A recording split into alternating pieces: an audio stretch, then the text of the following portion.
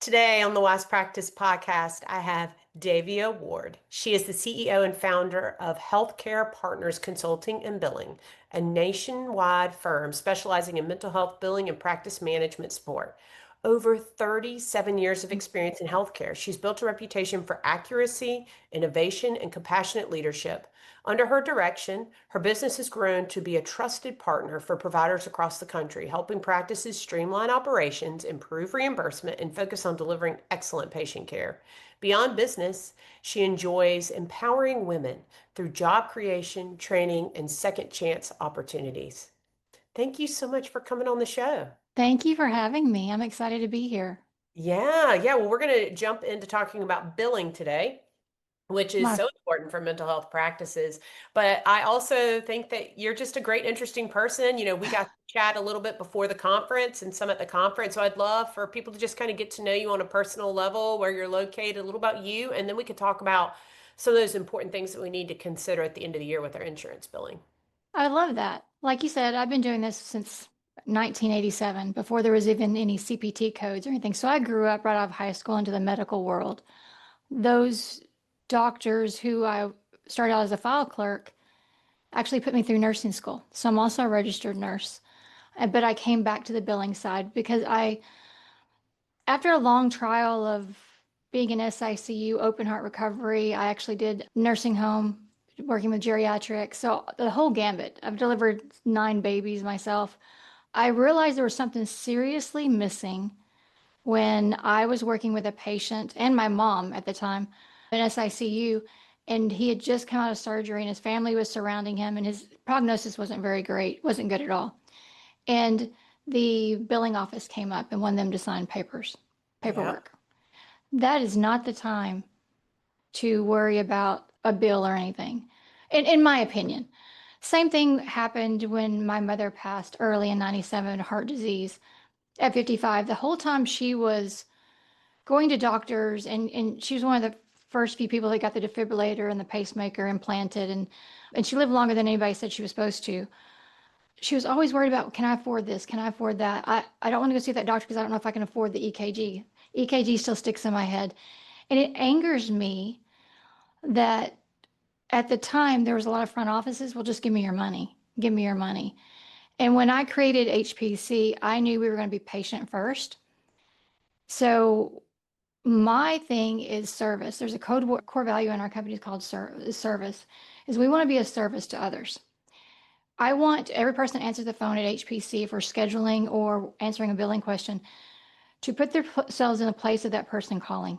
It could be a mother, it could be a grandmother, it could be the daughter of someone getting a diagnosis of dementia, it could be all different things. But unless you put yourself in that person's shoes, how are you going to respond to them and Yeah. sound caring and all that? So, all that to say that HPC was created because of that. And that's just what's carried forward in the last 20 some odd years. I'm a mother of 6. I'm a grandmother of 9. I just had a grandson a couple of months ago that I get to go spend Christmas with. I live in Georgia, but my girls in my company, I say girls because being 57, I consider them my girls, all live all over the United States. They're either military wives that's had to change jobs every 2 or 3 years because I'm a military wife myself. They're stay-at-home moms that really do not want to put their children in daycare, but need or want to have a career, want to have some type of community. Anybody that's been in a domestic violence situation, anyone that's just made poor choices in life. The women that I have employed are such strong women, and they don't realize it until someone else kind of builds them up and shows them that they can. They've heard no all their life. They've heard they're not good enough. When you look at my women, you may not think, oh, they're not boardroom types, the suits and all that. But these women are handling practices that make millions of dollars a year. Yeah. And they don't realize what the power that they hold and how good they are at their jobs. Yeah. So even though my company is based on patient first, it's women, it's anybody that's been kept down. So it's evolving into more of a vision is to help as many women as I can. Mm. So I mean, all these things that you just said are things I really loved about you the first time we talked.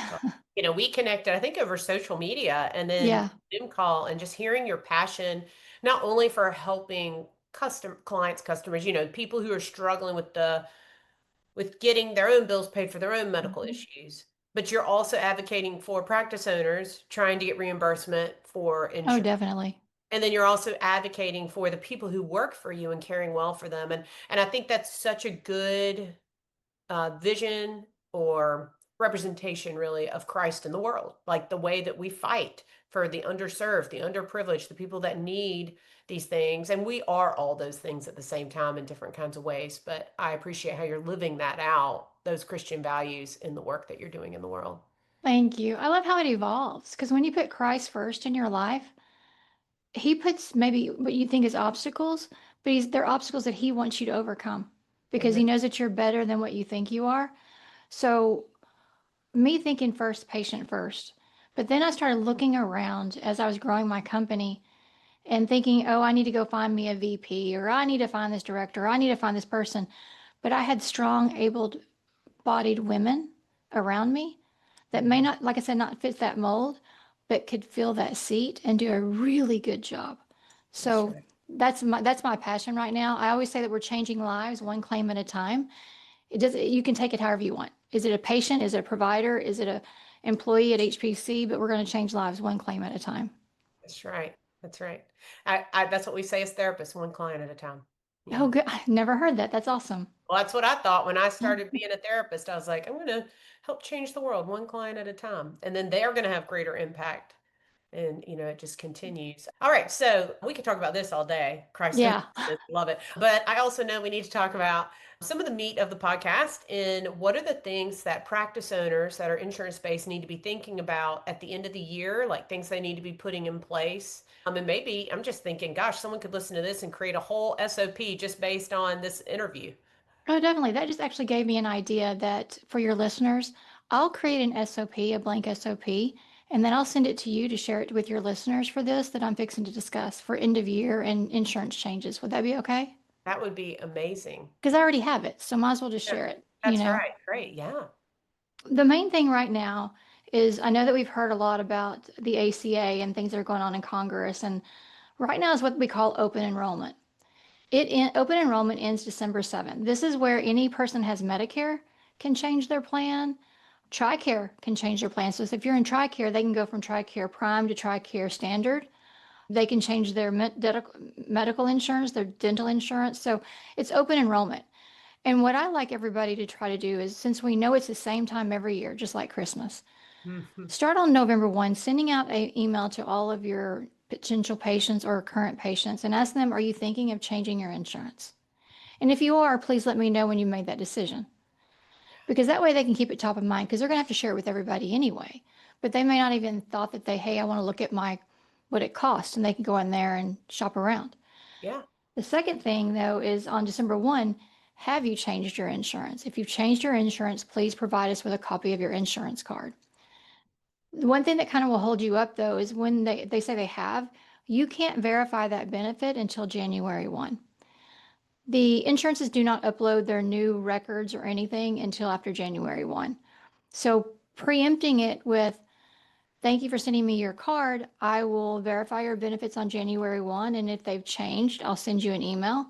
If they haven't, it's up to you whether you want to send another email saying they haven't changed or they won't hear from you. And then the third step to that is on December 20th, they send out the last reminder. Because not everybody's going to remember, oh, I need to give you that card. But those general reminders are really a great way of getting the information ahead of time so that you're not submitting a claim, finding out they have some other insurance. Normally it's 2 to 3 sessions, and they've already developed a big bill, especially if they're going to go into a deductible. So, yeah, just gentle reminders. And you can set those up automated. If you have Gmail or Google, you can set the email up, make sure you BCC whoever they're supposed to be, the patients, and put a time or date stamp on it. Like you can submit it or send it out like whatever date and time you want it to go to. So, Hmm. Yeah. Yeah. And people can probably also do that through their EHR as well. mhm. Yeah. I know Definitely. like a simple practice, I think that's one of I love simple practice, but you can only do one patient at a time. But be very, very careful if you are going to group those patients together that you do not violate HIPAA. You make Hmm. sure all the emails are BCC'd, not CC'd. And that's happened. It's just trying to get things done. Sure. Yeah. I use Spruce for our phone Oh, system. nice. You can also pre-schedule text messages. Did not know that. Yeah. I mean, you still have to go, one at a time, but it's something that you can do, which has been really nice. But if you have an assistant or something, that could be something they can copy and paste. That's something you create a template with. And you can use That's the right. template every year. So you Mhm. create it once, you just set up dates, and it just goes forward from there. Yeah. Curious, do you ever tell patients to also check their benefits, or do you tell them to just rely on the practice to check the benefits and let them know? It honestly depends. If someone is really inquisitive and wants to understand, we actually spend a little extra time. I do, especially with the Medicare age patients, to explain the difference between an HMO and a PPO, Yeah, especially during this time. We can't recommend one policy over the other, but we can give them the positives and the negatives from the billing side that's and good. potentially from the patient side. Like I am a military dependent, so I have TRICARE standard. We had TRICARE Prime, and I hated having to get authorizations because TRICARE Prime is like their HMO product. Most patients want you to lead them, lead them with your expertise. Yes, they should understand their benefits, but what I like to do is give them questions if they want to call, give them a list of questions and explain what the question is about. What is a Mhm. copay? What is a deductible? Because you'll hear them all the time come back and say, well, I have a copay of 2065. Well, actually, that's probably a coinsurance. And learning the terminology because it gives them so much power. So Mm, I think both sides. I think the patient should know, but it really, if the provider wants to get paid, they have to step up and do it. definitely. Yeah. So let's talk a little bit about payment. What are some things we should consider at the end of the year with getting reimbursements? Perfect. A lot of providers, I prefer to bill every day for the previous day. So it creates revenue, a revenue that's coming in more routinely. Like I know usually Tuesdays are our Blue Cross Blue Shield payment days. So getting those in. But at the end of the year, some providers will bill monthly or they'll group a whole bunch of different sessions together. Insurances will kick back your claims if you have different years on them, like December 31st and then January the 6th. And I know that we get lax about it because we're on holiday and nobody really wants to work during that time. But just be careful to keep the same year on the same claim. All of 2025 need to go on one claim. All of the beginning of 226 needs to go on a separate claim Mm, because you don't want a rejection or they'll reject it. They won't deny it, but they'll reject it back out of the clearinghouse because it can't read that information correctly. yeah. Oh, that's a really good tip that people probably aren't thinking about until it happens, right? And then you remember. I have to laugh because I learned it the hard way, honestly. And so, like beating your head against the door, once you learn something, you really try to pay attention so you don't do it again, or at least I do. Yeah. And being 37 years, this has been the same way since 1987, guys. It has been no different to 2025. You can't mix up the years on professional claims. Mm, Facility, you can. Facility is different. Think of IOP, PHPs, because someone may be in the hospital through the holidays. That's acceptable. It's not acceptable for professional claims. hmm And if somebody is in the hospital over the holidays, is it based on the day the treatment started or like, because I am asking for personal reasons. My daughter's having surgery on December 29th. I'm like, don't y'all push back that surgery. No, no, it's the date of admission. So if you're worried about deductible and out of pockets, it's the date of the admission. All right, we're getting her in. Yep, I Um, would. that's right. Well, it's already scheduled. I'm like, nobody can get sick. Everything has to go according to plan. So That's my favorite part, actually, when I get an EOB back and find someone has met their out of pocket. I will send out an email. You have met your out of pocket. By the way, go get any medical care you want right now. It's covered at 100%. I know we got the bill for her first surgery. She had her first surgery in October, and when it came Hmm. in the mail, I was like, "Holy cow!" Like it would have been almost $200,000. I was like, "All right, everything's met at 100%. Let's Yeah. move How is she? forward." How's your daughter, by the way? She's doing great, doing really great. So, Good. yeah, yeah. Okay. So, thank you for clarifying that for me. I was pretty sure, but you're an expert, so I thought I'd ask. It's in front of me. Okay. So, another question that I've had some practice owners asking me about that kind of goes along with this is what about, and this could be end of year, any time of year, when the insurance company decides they're not going to cover anymore for whatever reason. And so I think therapists feel this like guilt going to their client and saying, okay, now you got to pay cash for these sessions and you've had three or four and we just now found this out. Or do you just eat the cost discuss it with the client and then let them make a decision if they want to keep seeing you paying cash or like, I think that's a really hard question. It's a really hard conversation, especially for newer therapists or therapists that are really, I call them, they have the therapist heart and not a business heart. And there's nothing wrong with that. The patients, I want to let y'all know, get the same correspondence that you get, sometimes even beforehand. Oh. So when a claim is denied, they get that EOB saying that claim was denied. If they're recouping money, they get that same letter telling them why the money was recouped from their provider. I would really love for y'all to keep that in mind. Quit assuming someone can't afford to pay. Quit putting your upper limits or lower limits on them. Because a lot of the therapists that I see, or well, I couldn't afford to pay that. Do not project that onto your patient. Give your patient the opportunity to either explain they may have another insurance. They may have, it could be their partner could have insurance on them and they didn't know. Parents with children, those change all the time. But give the patient time to understand. Let them make the decision if they can pay or not. If it's a large sum, if they say they can't afford to pay, ask them, well, let's get you on a payment plan. How much could you afford? I have patients paying me $5 in some practices to pay off $1,000. Don't take that opportunity away from them, but also don't take it away from yourself. It's Mm. technically not your decision to make because according to the rules, the insurance contract is between the patient and the insurance, not you and the patient. I know that sounds really weird, but you're technically a third party to the whole relationship. You're Mhm. filing claims on behalf of the patient with the insurance to be reimbursed so they don't have to pay out of pocket. You're Mm. there just to facilitate. Boy, I'm really glad I asked you that question. That mind shift is so important. It's the insurance company that's telling them we're not paying, and we take that on ourselves and feel that guilt. I love the way you just kind of changed that for us. I see it all the time. Providers like, oh, I'm not gonna, I can't, they can't afford that. Do you really, really know that? Because Mm. I've seen people walk in practices. I never forget this practice out in New York. And she said, well, I'm not going to charge them. And I said, but did you see her just walk in with that Louis Vuitton bag and that Starbucks cup every time she came in to sit in your chair? And I'm not trying to be rude or anything. I'm just perception and what people say can be two different things. I was at a seminar this past week and they were talking about reality versus truth. Our reality is based on assumptions that we fill in the gaps with. Mhm. Truth, it's just truth. So everything we think, oh, they can't afford to pay, that's your reality. That may not be theirs. Mhm.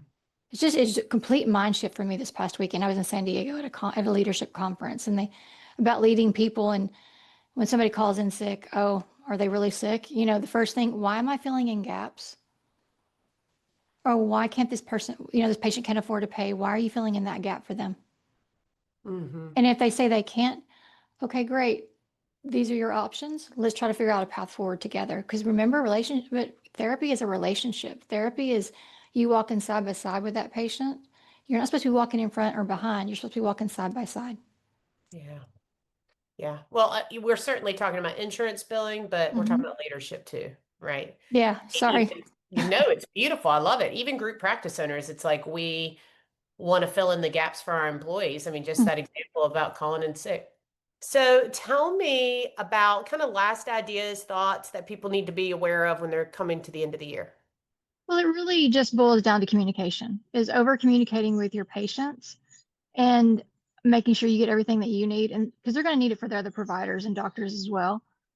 But being mindful of when you're submitting claims and making sure that they're clean. Because it always never seems to fail that the end of the year claims kind of get held up sometimes. So if you can get them in early and as clean as possible, you shouldn't have any issues. Yeah. Yeah, that's great. Well, I know that you've got a lot of services that you offer to practice owners, and you've got like a freebie today that we can have. So, can you talk a little bit about your intake? It's a toolkit, correct? It is. A lot of providers don't understand the questions they need to ask when they have to call the insurance or how and where it affects them. So I created a toolkit with several little things in it. One is a spreadsheet that you can keep up with when you call and keep up with your patients. Another is actually a decision tree. When you ask a question and you get an answer, it tells you a following question. Told you there's that rooster. I don't know if you could hear it. I could. I Uh, could a little bit. Yeah, I love it. is a decision tree. Sometimes you know to ask questions, but you don't know what to do with the information, or if you need to ask another follow-up question. So there's a list of questions, a decision tree, and then there's more about terminology, understanding what the benefits mean and the words that they're giving you, and some other acronyms and words that they may use that you may not be aware of. Oh, that's super helpful. Gosh, thank you so much for that. Okay, and so somebody's listening and they're wanting some help with their insurance credentialing and those kind of things. How's the best way for them to get in touch with you? Of course, you can go to our website, hpcbilling.com. I have a link there that you can set up a free consultation with me, or you can email me at Davia, Davia, at hpcbilling.com. Lovely. And just so listeners know, especially if they're watching, we like had a cutout with the internet, and Davia was so kind to get back on here and is sitting outside with the roosters on her land. And I really appreciate your dedication with that. And I think we provided a lot of good information for practice owners. So thank you. And you were at the summit this past year. How was your experience? I loved it. It was the community and the people were there just to help each other and lift each other up. It was an intimate type setting, or it felt like it was intimate. It was pretty large to me, over 100 people it seemed like attended. But I'm a people watcher. So sitting there and seeing each other give each other props, or they give back to each other, they're such go-givers. And that's the community I want to be a part of. So Oh, thank you for having us. We had a wonderful time. well, good. That means a lot to me. Well, I'm glad you had that experience and looking forward to next year. So, Definitely. all right. Well, thank you so much for all the information you provided and resources, and I look forward to staying in touch. Same here. Take care.